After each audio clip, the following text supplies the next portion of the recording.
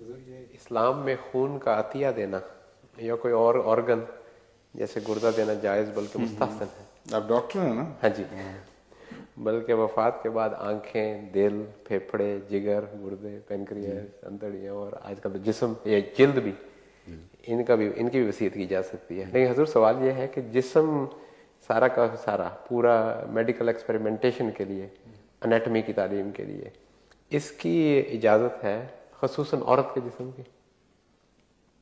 عورت کے جسم اگر زندگی میں ڈاکٹر کے سامنے ننگا ہو سکتا ہے تو اس کی اجازت ہے. ہاں اس کی اجازت ہے. تو پھر جہاں خطرہ ہے وہاں اجازت ہے، جہاں خطرہ کوئی نہیں وہاں اجازت نہیں ہے. تو عجیب بات ہے. اس لیے اس پہلو کو اٹھائیں نہ آپ.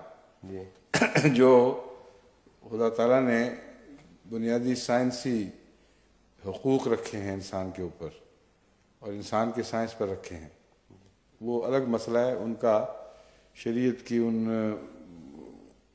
کی ان باریکیوں سے تعلق نہیں ہے جو انسان کی عصمت کی حفاظت کے لیے ہے. اس میں عصمت کا کوئی تعلق ہی نہیں پیدا ہوتا. سمجھئے؟ جہاں تک ذات کا خدمت خلق کے لیے پیش کرنا ہے، بنیادی اصول قرآن کریم کا یہی ہے کہ اعلیٰ زندگی کو ادنا کے لیے قربان نہیں کیا جا سکتا، ادنا کو اعلیٰ کے لیے قربان کیا جا سکتا ہے. یہ ایک اصول ہے بہت وسیع اور زندگی کے ہر پہلو پہ حاوی ہے. اسی کے تابع کوئی اپنی زندگی کو اپنی زندگی کے لیے خطرہ مول لے کر کسی اور کے لیے قربانی نہیں کر سکتا.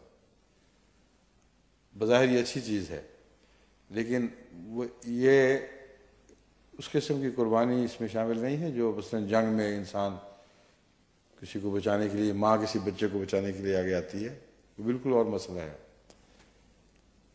یہ ہے کہ جانتے بوجھتے عام حالات میں، جب کہ اس کو جو خطرہ ہے یہ اس کے سامنے خود نہیں آ سکتی، لیکن وہ کہتی ہے میری جان لے لو اور میرا دل نکال کے اس کو دے دو، اس کی اجازت نہیں ہے.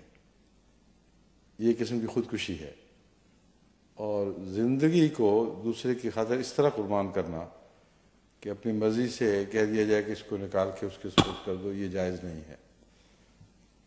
اور جیسا کہ میں نے بیان کیا ہے، اس سے ادنا حالتوں میں مثلا گردہ نکال کے دینا ہے. مرنے کی بھی ضرورت نہیں ہے، مرنے سے پہلے گردہ دیا جاتا ہے. اور اکثر صورتوں میں، بھاری اکثریت میں ڈاکٹر کہتے ہیں کہ بالکل معمولی سی رسک ہے، زندگی کو براہ راست سے کوئی خطرہ نہیں ہے اور دوسرا گردہ اکیلا کافی ہے، تو اس کے راستے میں کوئی روک نہیں ہے. لیکن جگر نہیں نکالا جا سکتا، دل نہیں نکالا جا سکتا. اسی طرح آنکھیں نکال کر دینا زندہ کے لیے میرے نزدیک جائز نہیں ہے، کیونکہ وہ ایک بہت بڑی نعمت ہے. آنکھ اور کان جن کا قرآن میں ذکر ملتا ہے، ان کو کسی دوسرے کی خاطر اس طرح قربان کر دے ناشکری کی حد میں آ جاتا ہے. مگر یہ ایک باریک پہلو ہے، اس کو بارڈر لائن کا کیس آپ کہہ سکتے ہیں. ایک آنکھ دی جا سکتی ہے، لیکن یہ ایسے لطیف مسائل اور بحثیں ہیں جن کو ہمیشہ اخلاقیات کے ماہرین زیر بحث رکھیں گے. لیکن میں نے اپنی عمومی سوچ آپ کے سامنے رکھ دی ہے. یہ احتمالات، یہ امکانات ہیں. مگر مرنے کے بعد دے دینا قطعاً اس کا کوئی حرج نہیں. صرف ایک اعتراض مولوی اٹھاتے ہیں کہ ہم نے مرنے کے بعد دوبارہ اٹھایا جانا ہے. تو اگر جب ہم نے اٹھایا جانا ہے تو ہمارا عضو کسی اور کے پاس چلا گیا ہوگا، وہ ہماری آنکھ لے کے اٹھے گا، ہم اندھے اٹھ جائیں گے، یہ بغیر گردوں کے اٹھیں گے. یہ تو بڑی بیوقوفی ہے، کیونکہ گردے بھی مٹی ہو چکے ہوں گے، آنکھیں بھی مٹی ہو چکی ہوں گی، کچھ بھی باقی نہیں رہے گا. یہ تو وہ تصور ہی غلط ہے. جی اٹھنے کا وہ تصور ہی نہیں ہے. مٹ جائے، مٹی ہو جائے، اگر ساری دنیا میں خاک بھی اڑ جائے، اگر اللہ نے وہی اعضاء اکٹھے کرنے ہیں تو کسی دوسرے کی آنکھ سے بھی اکٹھے کر سکتا ہے. اس میں تو کوئی روک ہی نہیں اللہ کے لیے. لیکن جو حیائے نو ہے اس کی شکل بھی اور ہے، اس کا براہ راست ان ذرات سے تعلق نہیں.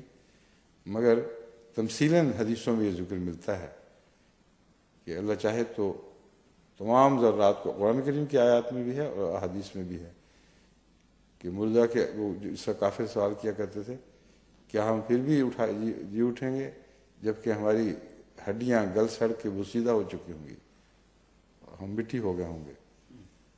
اللہ تعالیٰ فرماتا ہے ہاں وہ قادر ہے. وہ قادر ہونے کی بحث اور ہے.